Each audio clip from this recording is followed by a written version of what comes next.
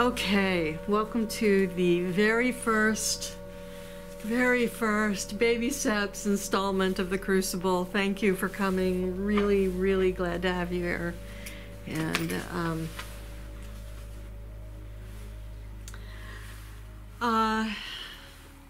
how to get started? It's always a little bit of a mystery. You know, I want to be able to say something about what the Crucible is, what it does, why I'm doing this thing, why I'm calling it the Crucible, why I think it's necessary, you know, something about the human condition, what we're doing here. I mean, actually, this is really, if I were to really synopsize what the Crucible does, is that it is the magnifying glass for being able to see what we're really doing here. And what are we doing here? What are we doing here? You know, we here we are in human incarnation, and you know, I think there are a lot of things that are held in consciousness that are going, you know, why did I sign up for this? You know, that one of the things that I'm doing in this in my own activation of my own Crucible is that I look really carefully at collective memes that are out there.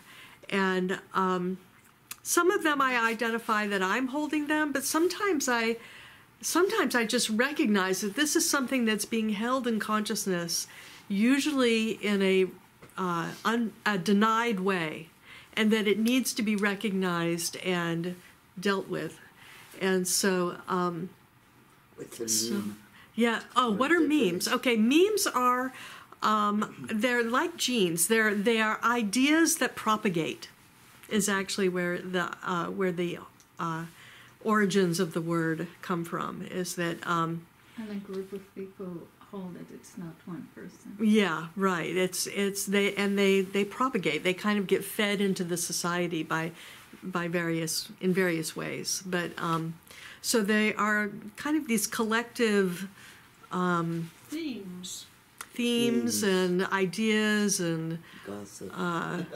You know, belief systems and dogmas, and but more commonly you hear them as like you know, the current thought forms. And there are ancient memes, you know, for sure, but there are kind of really current memes that are out there. So thank you for asking. Yeah, I think it's actually really important to recognize these things that are going on, that are held, and that we do these kind of agreement fields socially in order to feel like we're part of the collective and that we are that we're okay. Thank you. Yeah. God bless you. You are good. Just in case. Can you give me an example? Thank you. Give us an example. Do you have one in mind?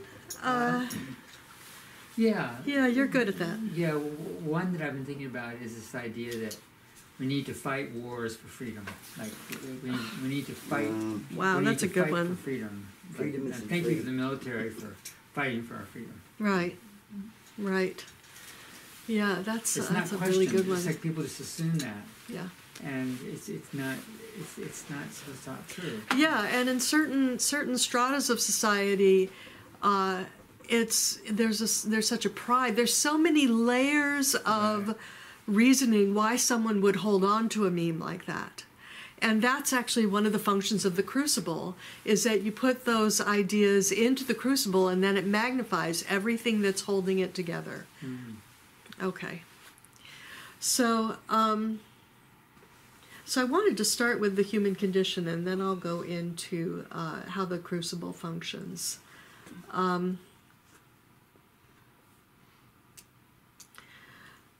Here we are. And I've said this a few times in groups recently, but it's worth repeating. You know, I realized that when I was on the other side, somehow, before I was born, I got convinced that this was going to be a good idea, somehow. and I signed the contract. It's like they showed me what was going to happen. Some, a few little things. They showed me, you were going to be able to have a body that was pretty functional. You're going to have actually some pretty loving parents. You're going to have a personality that kind of works like this. You're going to have certain kinds of friends. That are going to be really interesting. It's going to be a good ride. Just sign here, So I signed the contract, and then I contracted, because what we're doing as humans, as incarnate humans, this is how I'm seeing it, and this is really functioning pretty well right now. It's that we decided to do a contracted subset from the whole. When we're out of body, we know everything. We can go anywhere. It's a very large universe. Anything can be known. This is what I'm hearing from the dead. For, those of us that are listening to the dead, you can do that now, which is really interesting. Or those that have been dead and come back. But the dead are also communicating. That's really interesting.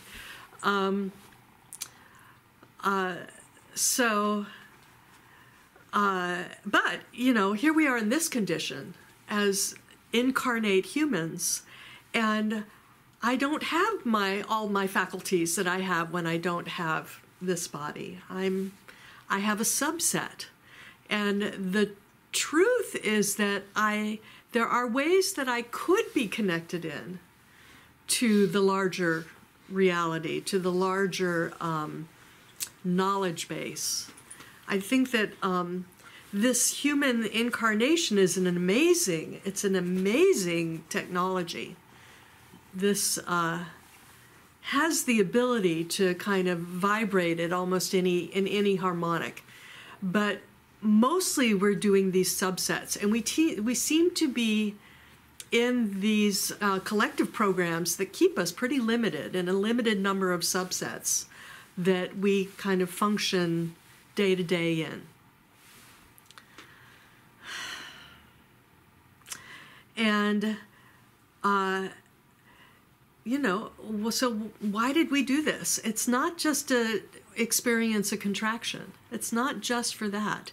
We've been told that the reason to come, we're being told this now by the near-death experiencers, but, Jesus said this, this is ancient teaching, that we've come here to learn how to love, and that we're here to grow spiritually, right? So what does that mean? What does that really, really mean? And that's part of that I think is, these are big questions, and I think they're really good questions to put into the crucible, so that you don't just assume that you know what's being talked about. There's all these ways that these words are just kind of handed out, and we think we know what they are, and we do know what they are to a certain extent. But then we also make assumptions about what it means. Like, for instance, the meme that you brought up, that, dedicating yourself to being the warrior in battle is a function of love. Mm. And it may be, but, there's something highly suspect there, right?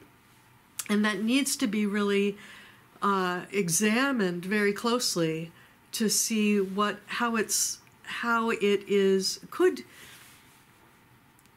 be something for spiritual growth or not, or is keeping you from spiritual growth. I'm making no assumptions as to what's right. This is actually, I want to tell you this, I'm not going to tell you, oh, that's love and that's not. You are your own authority. Got it? Mm-hmm. Yeah. Agreed? Great. Function of the crucible is for you to be able to really be able to do that really clearly for yourself, and to hold yourself in an alignment that's got your back, deep enough that you feel strong enough can have the clarity, the depth, and the stillness enough to allow the magnifying glass, and the fire that's under the crucible to start to circulate all the contents that are in there and reveal everything that you've got going on. Thanks, honey.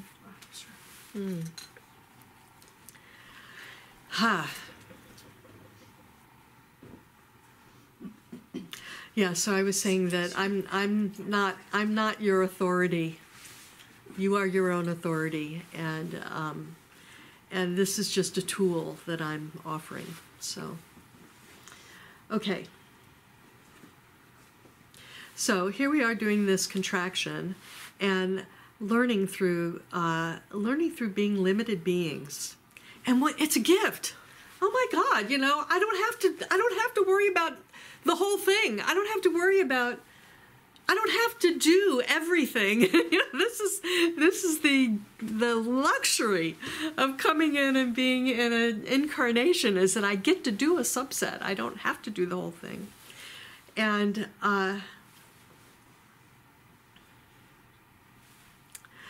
what is your definition of a limited being?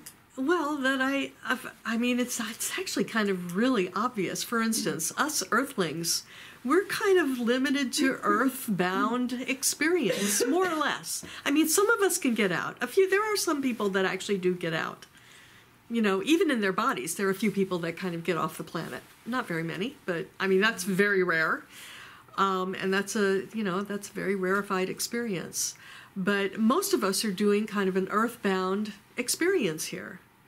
And even just having a human body is different from having this body, or different from having an animal body, or different from having, who knows what else is out there. There's different sets of consciousness vibratory fields.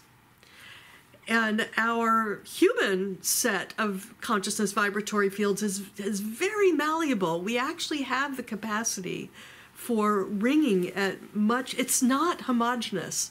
Consciousness is not homogeneous. It's not just one thing. Someone else here? No, not yet. And we kind of live our lives in this homeostasis generally, of feeling like you're in the same world that I am. Oh yeah, hi, I recognize you, I know who you are, and it's like where you are, who you are, how you're vibrating, what you're attending to, what you're noticing can be vastly different, even to yourself at different times. You have more rarefied moments and you have more kind of dull moments. Even just the contrast between sleep and waking, that's obviously really, really different kinds of consciousness, right? Well, there's vastly different kinds of consciousness that we can have within our waking state. And they touch different things, it's like the shape of ourselves goes out and, it's like, you could think of, well, I was going to talk about this in a later one, but I'll give you a little preview. There's going to be one of my later Crucible gatherings, I'm going to talk about really the geometry of how the geometry of the Crucible works. I wasn't planning to go into that tonight. You like that one, huh? You'll come to that one, okay. Yeah, because there's 6 of these coming, so, but I'll give you a little preview that,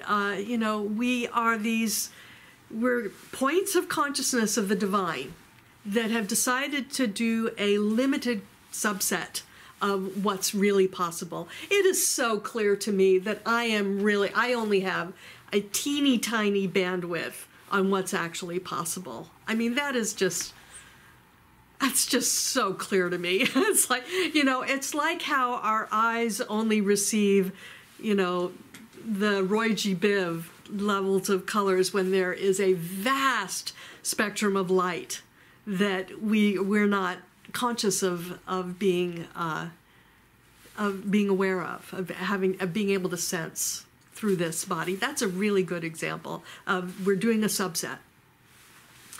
It's a good subset. It's a harmonic subset, and it has ways that it is fractally embedded into the whole thing. You don't have to deny.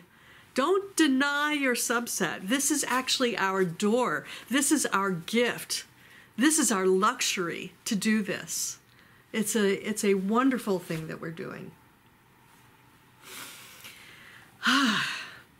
And one of the reasons why, well, actually, okay, I want to address doing the subset, and then I also wanted to address something about how the geometry of different levels of reaching. Like, my eyes, for instance, they do this one spectrum, but I can actually, my eyes reach really far. I can see stars. Granted, they're very low resolution.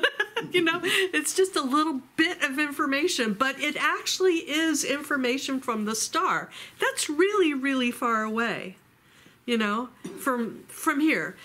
Actually, just to give you senses of scale, because scale is important, especially when you start talking about the geometry, we're in a very local scale. Even all the stars that we can see with our naked eyes, they're actually really close to us in the galaxy.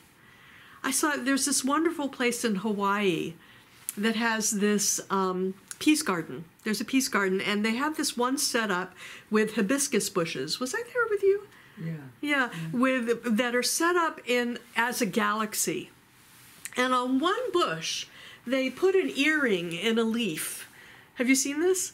They put an earring in a leaf, with kind of a little sign that says, "You are here." It's a great big thing, you walk all through it. And then it shows like the dots on the hibiscus leaves.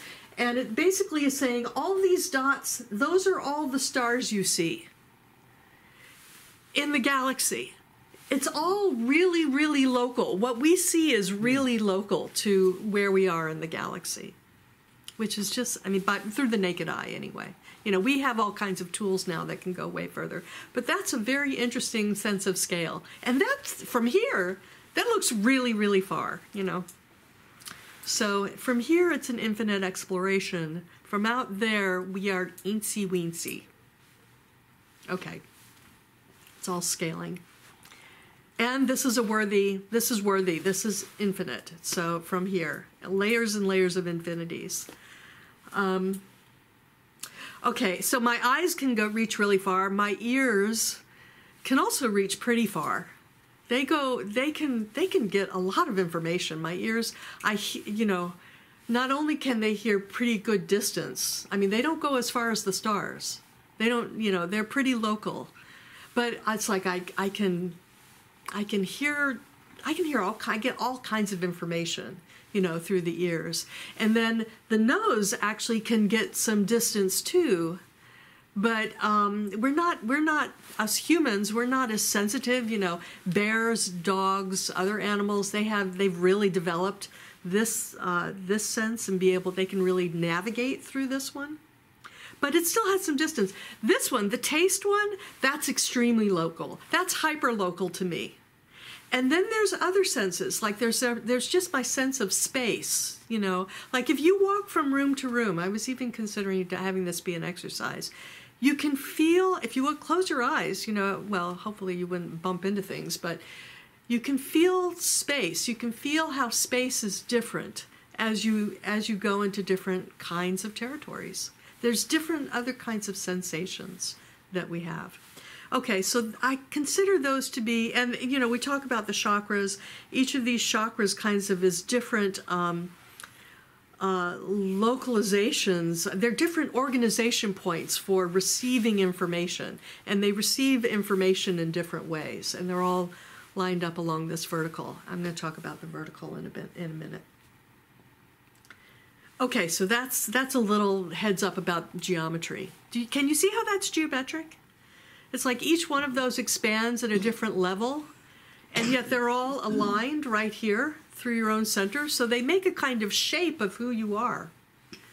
This is kind of how I understand it. We're shapes. We're shapes of consciousness. So is it shape the geometry?